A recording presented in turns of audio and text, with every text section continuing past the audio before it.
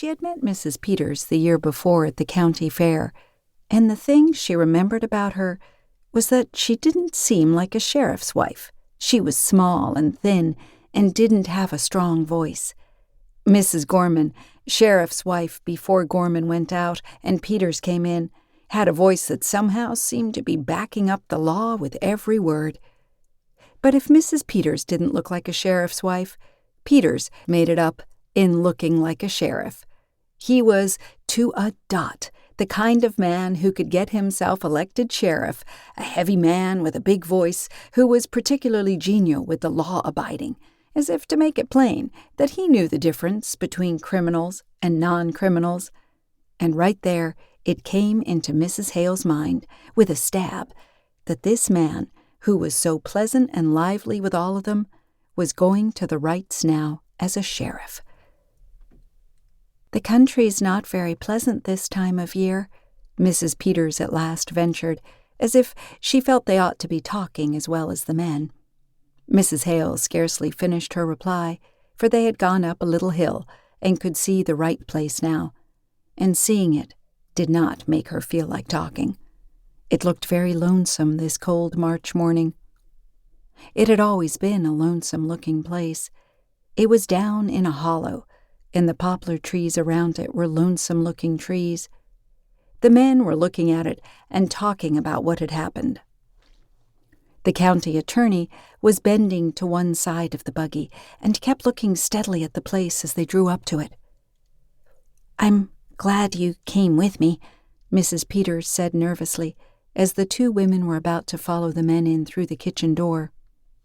Even after she had her foot on the doorstep, her hand on the knob, Martha Hale had a moment of feeling she could not cross that threshold, and the reason it seemed she couldn't cross it now was simply because she hadn't crossed it before.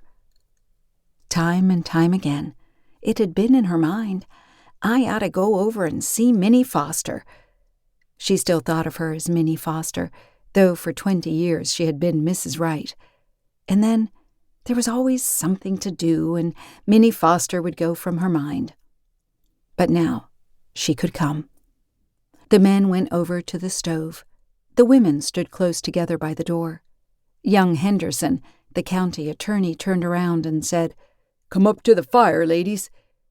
Mrs. Peters took a step forward, then stopped. "I'm not cold," she said. And so the two women stood by the door, at first not even so much as looking around the kitchen. The men talked for a minute about what a good thing it was the sheriff had sent his deputy out that morning to make a fire for them. And then Sheriff Peters stepped back from the stove, unbuttoned his outer coat, and leaned his hands on the kitchen table in a way that seemed to mark the beginning of official business.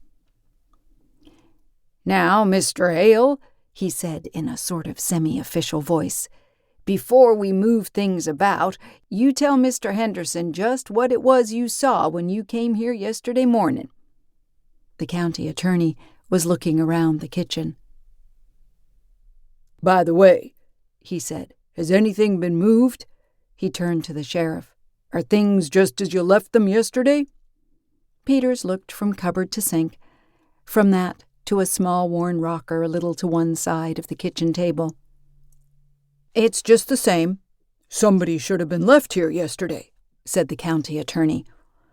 "Oh, yesterday," returned the sheriff with a little gesture as of yesterday having been more than he could bear to think of. "When I had to send Frank to Morris Center for that man who went crazy, let me tell you, I had my hands full yesterday. I knew you could get back from Omaha by today, George, and as long as I went over everything here myself—" "Well, Mr. Hale," said the county attorney in a way of letting what was past and gone go, "tell just what happened when you came here yesterday morning." Mrs. Hale, still leaning against the door, had that sinking feeling of the mother whose child is about to speak a piece.